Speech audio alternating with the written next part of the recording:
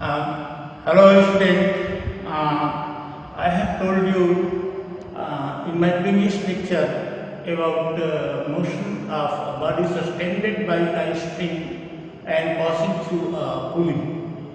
तो पुली से सामान्यतया जो लगती हुई चीज है, आप देखिए यहाँ कैसे होगा।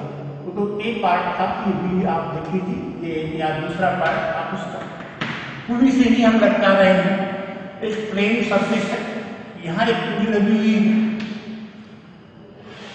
इस पर कोई ऑब्जेक्ट रखी हुई है।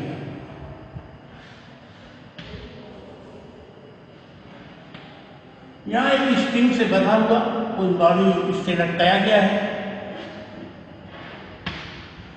ये पुली के रोटेशन की डायरेक्शन ये है, ये M1 है। M1 जी आप देखिए डाउनवर्ड डायरेक्शन में काम करेगा।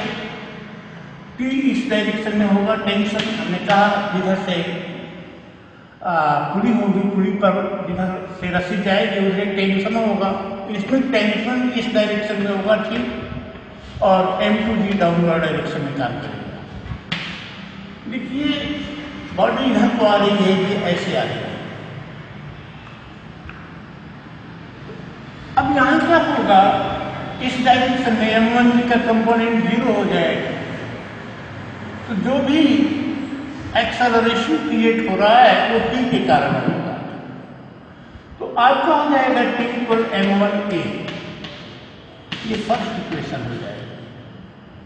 यानी क्या है, M2 should be greater than T because this body is coming downward direction. तो M2G minus T equal M2A।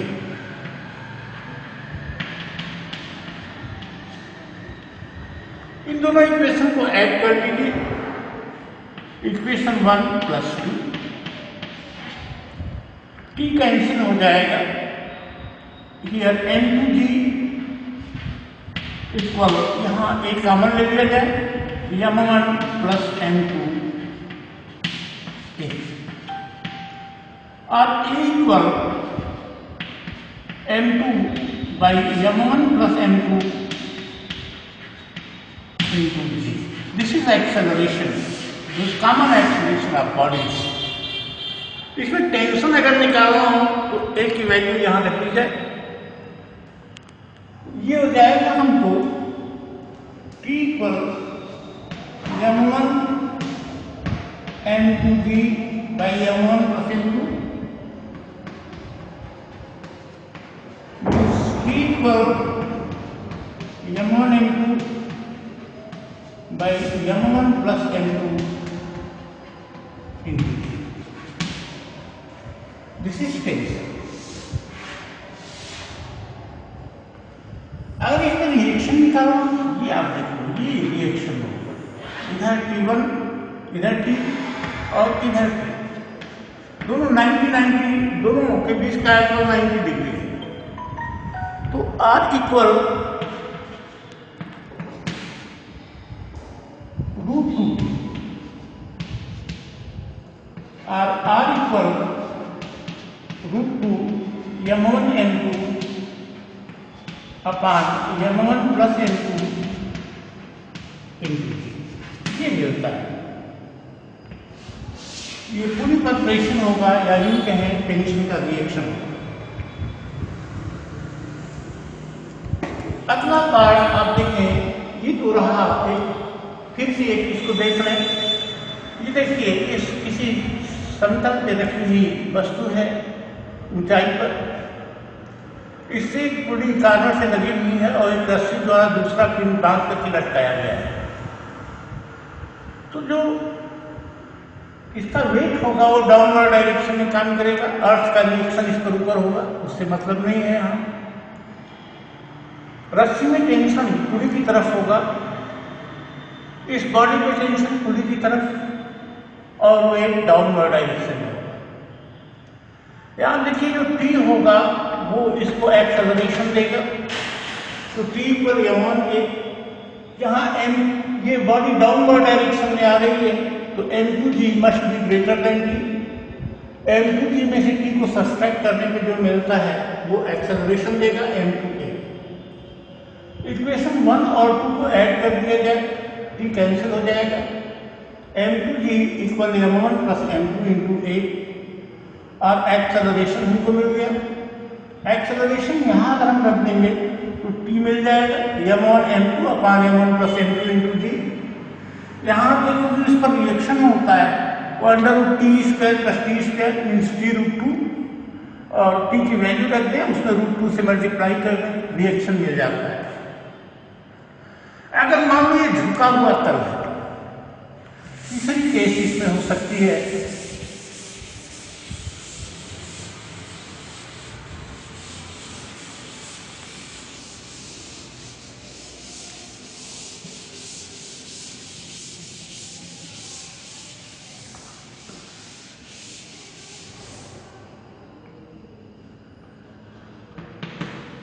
अगर ये आपका इस तरह का सरफेस है, इस पर कोई ऑब्जेक्ट रखी हुई है, यहाँ कोई घूर्णी मतलब कोई पुली लगी हुई है, इस पुली पर से कोई बॉडी लटकाई गई है, ये अल्फा एंगल बना रहा है यहाँ से हॉरिजॉन्टल से, यहाँ कोई वेट लटकाया गया है, ये m1g देखो इस डाउनवर्ड डायरेक्शन में काम करेगा, टेंशन इस डायरेक्शन में होगा हमेशा। इसका जो रिएक्शन होगा, आप देखो रिएक्शन जो होगा इस तल का इस बॉडी पर, वो अपवर्ड डायरेक्शन में होगा। अगर ये एंगल अल्फा है तो ये एंगल आपका अल्फा होगा, क्यों? ये एंगल 90 माइनस अल्फा और ये अल्फा हो जाएगा।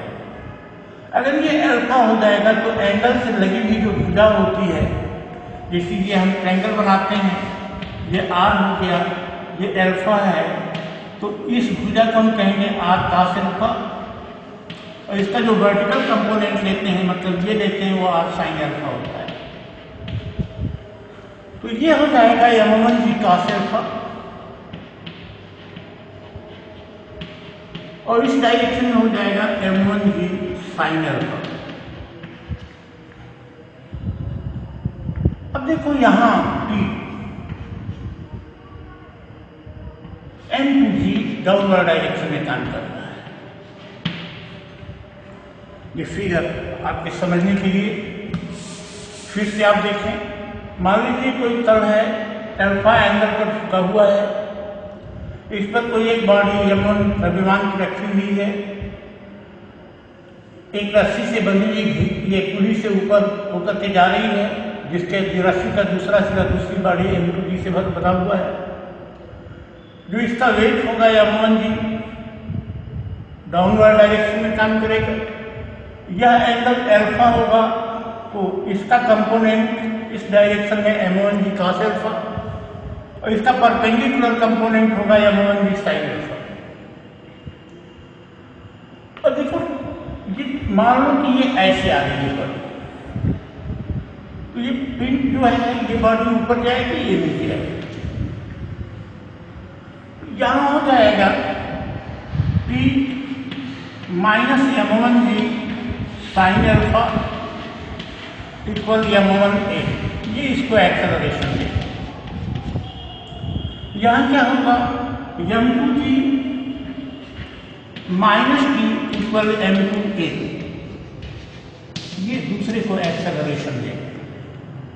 इक्वेशन 1 और 2 को हमें ऐड कर दें, ये होगा m2g m2 minus m1 sin alpha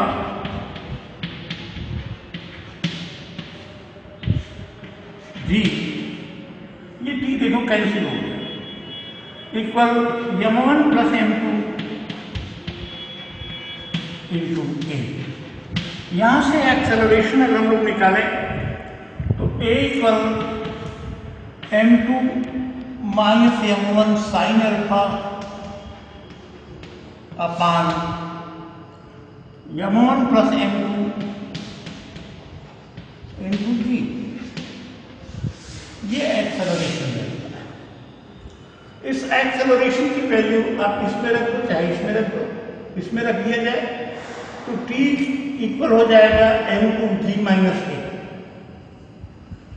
t equal मिल जाता है हमको m2g माइनस a। a की वैल्यू रखें हम लोग, m2 यहाँ 1 g को कॉमन ले लेंगे हम, यहाँ पर देते हैं पहले g minus m2 minus m1 sine alpha अपान m1 plus m2 into g को बाहर ले लिया जाए, m2 g को बाहर ले लिया जाए और यहाँ m1 प्लस m2 एलसीएम ले लिया जाए। तो यहाँ हो जाएगा m1 plus m2 minus m2 plus m1 sine alpha और ये g बाहर आ गया दोनों जगह से। m2 कैंसिल हो गया, m1 हमने कॉमन ले लिया और t इक्वल m1 m2 यहाँ ब्रैकेट में 1, यहाँ 1 बचेगा और प्लस साइन है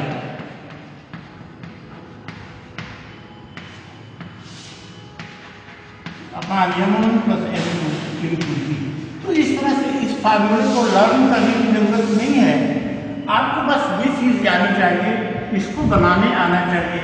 ये दोनों इक्वेशन अगर आप बना लेंगे तो इससे रिलेटेड जो भी चीज़ें हैं you can calculate in your question, in your numerical. तो ये चीज़ें कंपटीशन में भी आती हैं और आपके बुक में एनसीईआरटी में भले ही इतना डीप न दिया हो, लेकिन क्वेश्चंस कभी कभी आ जाते हैं फार्मूले। Thank you, have a nice day.